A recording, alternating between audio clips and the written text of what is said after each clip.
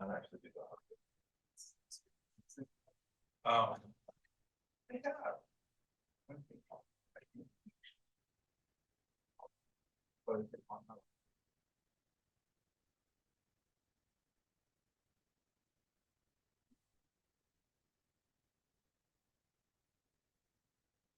Testing. Oh, there you go. Hey folks, I'm James Chem. I'm a seed stage investor with Bloomberg Beta. And it was how many years ago, Leah, that we first met?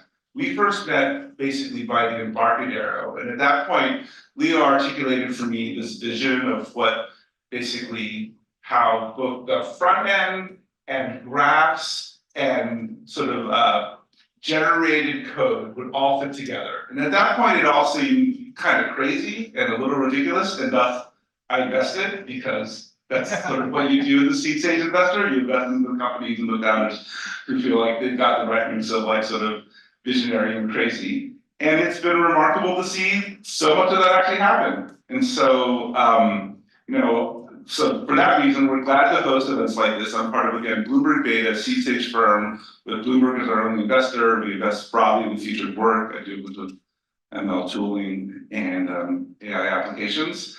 And I hope you guys have a good day. This is all going to be recorded and streamed for future processing by NLP tools that will take this, munge it up, and create value out of it. Leah? Yeah, we're gonna automate the conference process.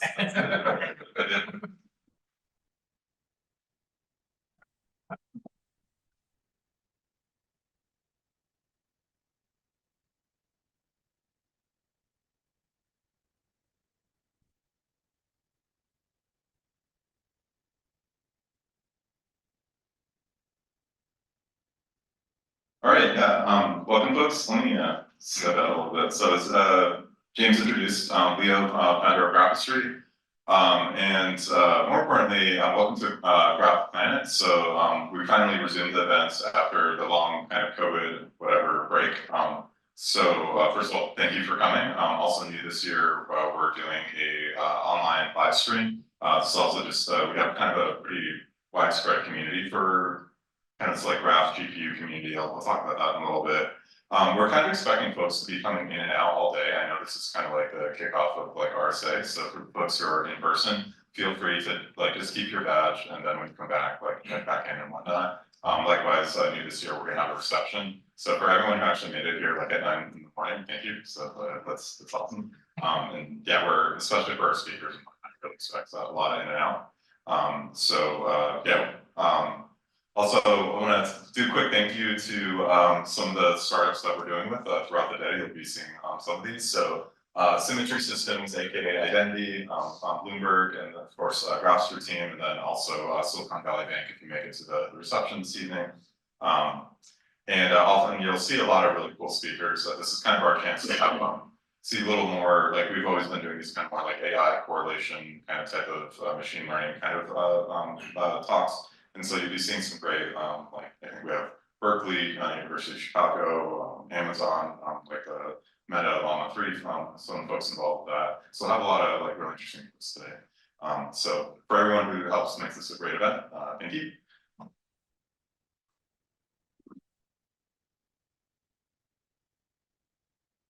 So I'm guessing most folks, some folks here know us, some don't. If you haven't heard of Graphistry before, you might have heard of or even used some of the technology we helped create. So if you use things like Parquet or Pandas, we helped create something called Apache Arrow. So we did donate a good chunk of that early code. Likewise, if you're kind of the next version of that stuff, the kind of GPU accelerated version, we started what became NVIDIA Rapids, so end-to-end GPU data frames. So you can kind of do all of that stuff, except for now on GPUs. So that's kind of pretty powerful. We built all that stuff not because we're trying to sell it or anything. We actually open sourced it. We actually helped start those communities because we wanted to build Graphistry, kind of stuff that James was talking about. And so for our community, folks will connect to whatever database they have, whether it's like logs, graphs, SQL, it's all cool. The initial vision was GPUs, program synthesis, and data science, kind of all this kind of end-to-end system, kind of this sort of like how these technologies come together. Back then, program synthesis was just too early, so it's really just kind of the GPUs and data science in this kind of very visual environment, and so that's where all the graph stuff came in. And so we'll be talking a bit about that. And then finally, obviously with GPT, program synthesis, a little different than how we were doing back at Berkeley, but nowadays it's with LLMs, it's just become a lot easier. And so I'll be talking a bit about Louis. And today I'm mostly going to be doing examples just for cybersecurity because it's RSA. But in practice, supply chain, misinformation, fraud, like finance, like our users do all sorts of stuff. But mostly I would say investigative. So this particular talk, normally I don't talk about the full stuff that Graph3 does, but this particular graphic finance is like one of those few times that we actually give a bit of a wider view. And so one thing I actually want to say is like thank you. And particularly one of the kind of scary but sort of awesome things and very liberating things that happened a few years ago was we flipped from relying on investor funding to do all that kind of stuff that people are using today to actually our investors are now our customers. And so we've been profitably growing for the last few years, and that was a kind of very scary transition as a company, but now it's actually letting us do some pretty exciting stuff, and you're going to be seeing a bit of that today. Two quick mentions there. One is as we're something like as people are starting to notice, if you want to start feeding like raw data into these machine learning pipelines, we have to do things like feature engineering. So we actually open source KuCat, where we took some of our favorite CPU-based feature engineering libraries and automatic feature engineering libraries. And we actually converted that over to GPU code. That's actually helped us complete our end-to-end GPU pipeline from raw data through machine learning analytics all the way to tools.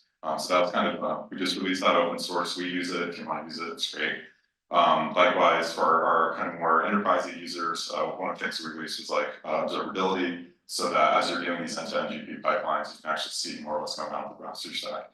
I don't think most people listening today necessarily care about that, but the parts that that's more just for our kind of enterprise users. But the things I did want to talk a bit about today, one, I'll be talking about GFQL, so the new GPU accelerated graph data frame query language. So it's sort of like pandas and Cypher together. You'll hear about that in a sec. And then Louis.ai, where we're actually now talking to all that data. So that'll kind of be a bigger focus. But last night I did want to kind of emphasize for our community as well as like they're enabling us to do awesome stuff. So like I'm very appreciative of that support. We are now actually 3 out of 5 eyes. So we're doing some pretty interesting stuff. And 2, I did want to point out, one is actually, I think John's actually in front. John's with the Blackbird team. We kind of believe in sort of end-to-end best of class everywhere. So that's why we do all the GPU and whatever stuff. And part of that is like recognizing we're not great at all the things. Like to actually do great investigations and data-driven work, you need to have best everywhere. Part of that is like helping power components of other folks. Like you can't have Yelp without Google Maps, right? So that's I think our earliest conversations. And so it was really cool to see like Blackbird's been like really like kicking butt, honestly, and starting to get like real public attention. So so it's really cool. Likewise, the UK government, like normally we can't talk about our government work. We're starting to have like multiple governments actually can talk about some of the work they're doing with us. And so things like supply chain, imagine like sanctions, economic risk. So really fun. I did mention the whole GFQL thing. So I'm guessing anyone here ever written some pandas code? Is that a familiar thing? Some SQL? Okay. What we found is over the years, like we have to help our customers with like dashboards or Jupyter notebooks, stuff like that. And whenever it kind of got graphy, we start looking code that looks like on the left. It's like a lot of left joins or merges, stuff like that. And that's in a kind of simple case. And we have to do something like a connect the dots of like, hey, if I have a big data frame and like from one user, like what's all the paths to some other user from some other IP, it just got horrible. And so over the years, it's kind of hard to have that compute tier, how to do that. You have tabular data and you want to do graphy things. If you have a graph database, that's cool, but that's sort of on the side. That's not part of your dashboard or your compute pipeline. It's always like, you couldn't quite use the, like we really like the for data Cypher, for example. And so what we did is with GFQL is we can now top Cypher on basically any table. So whether you're like in a Streamlit or a Jupyter, or if you're like getting some data from Elastic or S3, you can now get that as a table and then work with that as a graph. And so you can kind of go in and out. We also found that like our graph history users, like they'd be looking at a visual and they kind of, if you see the graph, you then want to kind of ask rapid questions on it. It's kind of a very natural thing.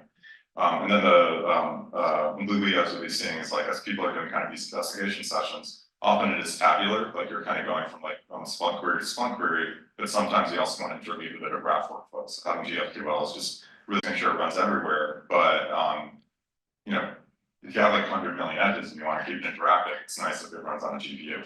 So this is kind of a big addition to our family. Kind of basically what's going on is replace all that merge code with something like, if I was in Neo4j, I'll write some cipher that looks like this. We write our GFQL looks pretty darn similar, except for it's in Python. And one of the key differences is if you use any of these kind of like Python data science data frame technologies, it slips right in. So we're error native, so you can take your data frame, jump into a GFQL session, you could write your cipher query, jump out. And one of the things that comes with that is like we have a massive standard library. And so you can do anything you can do with pandas in GFQL. And because we help start the Rapids GPU ecosystem, all of that code is automatically GPU as well. So like you can kind of, if you have a GPU, you can run 100 times faster. So that's been pretty big. We're, as usual, we're releasing the stuff as open source because this, we're hoping the community is useful for them that way. But then for us, it's helping us do a few things. I mentioned Louis. On the graph history side, we're finding that as people are, you know, it's actually something we need to like chart out just how much data people are uploading into Graph History Hub. But as people are putting data into Graph History Hub, they just want to ask questions about it. And so being able to have like kind of like, you know, RBAC and caching controls and stuff for asking graph questions about all the data people are putting there is super useful. Come talk to me after or hit us up afterwards if you're kind of interested in what's going on there. I did want to kind of make one point about it, which was out of the box, like, be clear, we're you know, Graph is not becoming a graph database company. We're not doing like petabytes of graph, whatever. Like, if you're interested in processing petabytes of graph, like, yeah, please come talk to me. That's a fun conversation. But for us, it's really what we're really focusing on, at least in the kind of like this year's release, is if you have one GPU, just how much can we do as part of that compute here? And so, two numbers I want to give here. Well, actually, also, to be clear, CPU is actually pretty fast. So out of the box, it's already doing something called vectorization. And so we could already do like, you know, 100,000 million like edges and kind of like sub-second interactive time and do lots of interesting queries on it. But what gets interesting is for GPU, like we can do like for even like, you know, the cheapest 5-year-old GPUs on Amazon, we can do like, you know, 100 million edges in interactive time and kind of doing full graph, kind of graph query stuff. It's new, but it's already, like we actually estimate on like really cheap hardware, like this 50 cents thing, we're already roughly around number 120 and Graph 500. So if you actually use like an adult sized GPU, we expect to be in the Graph 100. We haven't run those numbers yet, so it's not really a priority, but you know, out of the box, it's already pretty cool. So, okay, so what I actually want to talk about here is kind of, I think what a lot of folks are interested in, particularly this year, is what's going on with Louis. And also, to be fair, what you're going to see here, we're actually looking for a senior security engineer or principal security researcher, somebody like that, to kind of join the team. But we're not a big team, so we're kind of careful with each person. But so this is something we're really excited to join the team. And basically, with Louis, as part of our general push towards this sort of like that kind of future 100x investigation experience, kind of really for these data-driven kind of technology-powered workflows, ultimately it's about automation and autonomy. Can we make the analysts augmented, and then for anything that's not analysts, could they kind of be working with these autonomous systems or driving these automations? LLMs are not quite there yet. A lot of technology is kind of moving in that direction. And if you're into that stuff, and we actually have some cool examples of reasons, like we're already kind of bullish on that and cool projects we're doing. What we've actually, for this year, what we've been focusing on with the Louis team is the analyst, just the pure analyst experience. So we're introducing Gen AI analyst notebooks, Copilots, data pipelines, type of pipeline offering. You'll kind of see that stuff. And as a kind of a motivating example, I think I saw Brennan somewhere here. So Brennan, basically, as far as I can tell, worked at every single bank cybersecurity team that I've ever heard of, and also the New York Fed. But we put together a cool team, Graph Stream team, and Brennan, and We actually won the US Cyber Command's alert volume reduction AI competition early last year, like the year before. And one of the things for Louis has been like we have certain goals that we're trying to do. And one of the kind of benchmarks we have is like, that's cool that we won, and I'll walk you through that in a second, but could we speed run it? Like what's needed so that any analyst can do that? And so to kind of get a feel for kind of what these sort of workloads looks like, so that was, I think it was like 1 billion different IP addresses and alerts from a fusion center of like some telcos and universities, like over maybe 2 weeks of just all the, the honeypots alerts, all that kind of stuff coming in. We were doing some kind of more like, manifolds, UMAP, like graph, kind of like more, not looking like timestamps and kind of continuous data. We were able to kind of get behavioral data into sort of these clusters, and then we were able to use like graph techniques, like just linking IPs. So kind of we have both the continuous domain and that kind of oracle discrete domain. We were able to kind of link it all to these kind of behaviors and clusters into these massive graphs. True to form, we were able to run it all on GPUs, so we were able to crunch all that data very quickly. So that's important for iterating and building out this thing. And then once we kind of had these kind of graphs, kind of clusters in the graph are basically incidents. And so instead of having a lot of like events or alerts, we have discrete incidents of these kind of chunks. So from an investigation perspective, now we can say, hey, like imagine you're rolling into SOC shift. Hey, what's like the leaderboard for right now? If I'm picking up an alert, how does that link into others? Like that kind of stuff. So it's really cool that like we're building that. Like once we have that sort of like brain or like that knowledge base, then we do all these applications. So the thing with Louis is, how do we get someone who doesn't have that team of like PhDs and GPU and AI people to do it in like an hour? So from the analyst perspective, okay, yeah, data volumes are always going up. But I think a little more interesting, kind of back to the original vision of Graphistry, they're using Splunk, or maybe not Splunk, but probably Splunk. And then all of a sudden the data architect says, hey, you're now also using, Databricks or Snowflake for some security data, like here's your SQL. And then by the way, everyone's supposed to be like a Python automation engineer app too on their side. And like, so there's kind of this like unicorn expectation, like security data scientist, like security engineer, like, and then you're just trying to like hunt down an incident, like imagine like a tier 2 or whatever. So it's just like it's a lot of expectation. And then kind of like the CISO version or the like director of security version is kind of the like same but different, where, they're trying to now roll in, okay, now we have to do this Gen AI thing, because apparently that's gonna like automate away our jobs or something. And then like the analysts are, we're supposed to do more with our analyst team, except for we're not getting like too much more budget to do it. And then, we're trying to make a security data lake, like it's supposed to be like a security data lake, not a security swamp. And how are we gonna get all the analysts to like use it? Like all that stuff. And like when they, they tried to do SOAR, like as the Phantom Cyber people a few years ago, and then the Times people today, but like they all just have like 3 playbooks they're gonna implement, and then aspirations for more, right? So and that's kind of where people are. And then but where they want to be is like, instead of like all this sort of stuff that kind of rots on the vine, or like someone leaves the org and like whatever, what you actually want is like a compounding system, where it's like every time there's some tradecraft that enters your team, it should kind of get reused later. Like every time somebody has a way of like looking at a particular asset, or kind of talking to a user, it should be kind of getting better. If someone writes in Python, it shouldn't kind of like rot away as a maintenance burden. It should kind of add to the collective knowledge and things like that. So it's Gen AI is kind of the first time that this stuff starts actually feeling in reach. So the first set of release we're doing here is the notebooks here. So we've been using notebook type technologies for 10, 15 years. So we're pretty opinionated on that. I want to give a quick demo here.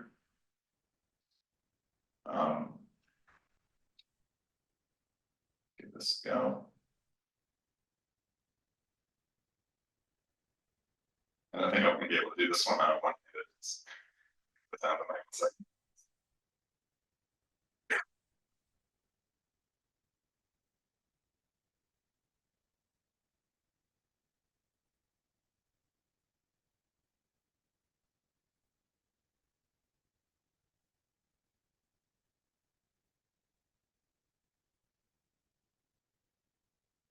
So it's a little hard to see, so I'll kind of read it out. So I asked, hey Louis, get 1,000 events from the Splunk AVR 59K.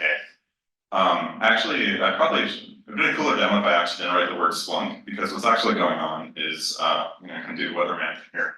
So on the left, we're connected to Splunk for logs, OpenSearch for logs, Amazon Neptune for graphs, Databricks for SQL. I guess Databricks is off. Actually, my the graphs for team account here.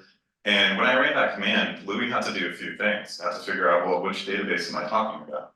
Well, in that database, like which columns do I want? Or in this case, I want all the columns. I didn't say. Or maybe my team generally, when we're talking about this table, uses only a few certain columns. So I have to kind of like learn all that stuff. Then had to figure out I want to not only get the query, but I also want to run the query. Those are kind of two different decisions, right? And then also need to decide I don't want to do anything else. I just want to start right there. So there's like a lot of this multi-step process that's going on that's sort of like environment aware. And I kind of maybe as a litmus test here. So like, who here uses databases? Great. Who here uses ChatGPT? Great. Who here uses ChatGPT on their databases? Or like that's actually how you query. Great. All right. I think we have the luckiest crowd in San Francisco. So I think we had like 4 hands or something, or 5 hands. So this is awesome. But like that, like we're trying to bring that experience to everybody, right? Most of these systems, like you just, okay.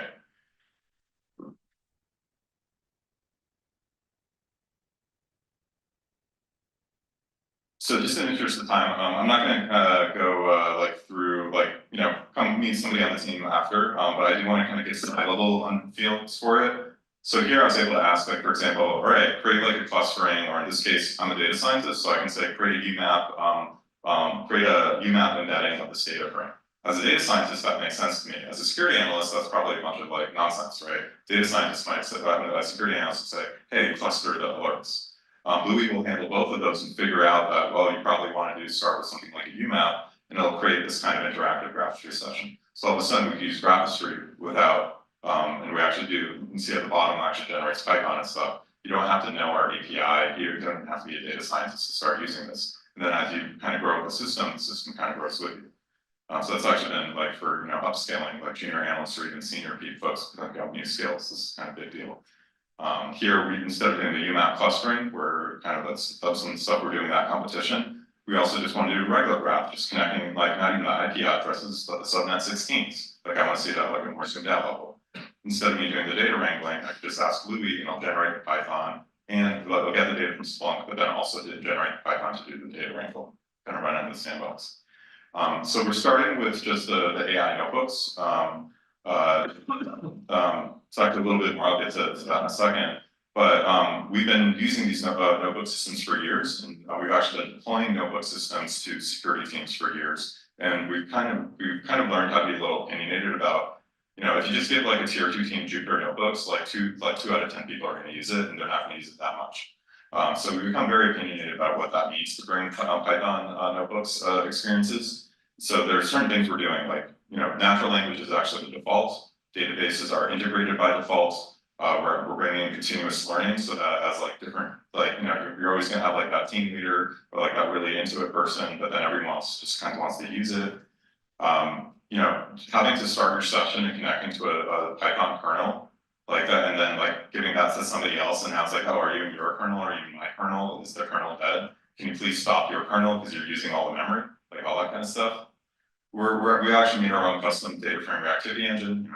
Performance people, we actually think about that stuff from multi-user from day one, all that enterprise security, isolation, whatever. So we've actually been treating this pretty seriously, building addressing all those kind of issues that we hit in deployments all those years. We're gonna have a demo later today about the learning aspects. I think we have Alex Maurice somewhere here. So that just how that works and where the direction we're going, you can talk with them about it. That's actually a pretty big deal. Where the thing I want to highlight here is it's connected, like we start with the notebooks, you can actually remix it into like beginnings of automation, so you can turn it into like a data application, so like an AI dashboard, and we're like interactive inputs. You can actually, any of your notebooks double as API endpoints, all of that stuff, and it's actually a learning API endpoint. So we're really kind of going deep here. And so there's a lot of stuff inside. And one of the concepts I've really enjoyed that kind of came out, like the research community is starting to call it like an agent operating systems. And I really thought that kind of was a good match for what we've been doing. Because what happens is, yeah, we have the productivity suite on top, but we're actually focusing a lot about integration into the customer's kind of complicated environment. Everyone starts with databases, but folks are already playing with their own custom fine tunes. They might be playing with their own agents, or more likely they're having their own, they're already on their somewhere on their SOAR journey, they have their own automations or their own vendors. And so being able to kind of have Louis as a kind of place to integrate it in, not just integrate it in, but have that continuous learning. And then underneath, we're kind of getting on the path to all that cool GPU, AI, whatever stuff that we've been building out all these years. So a little over time, so probably should cut it here. But so again, I want to say, thank you for coming to join us this year. Feel free to come in and out through the day. It's a pretty amazing community that we've been gathering. Feel free to reach out to me personally. So my Twitter's here. And again, we are hiring for a cybersecurity kind of principal senior researcher type to help us work with our community. Thank you.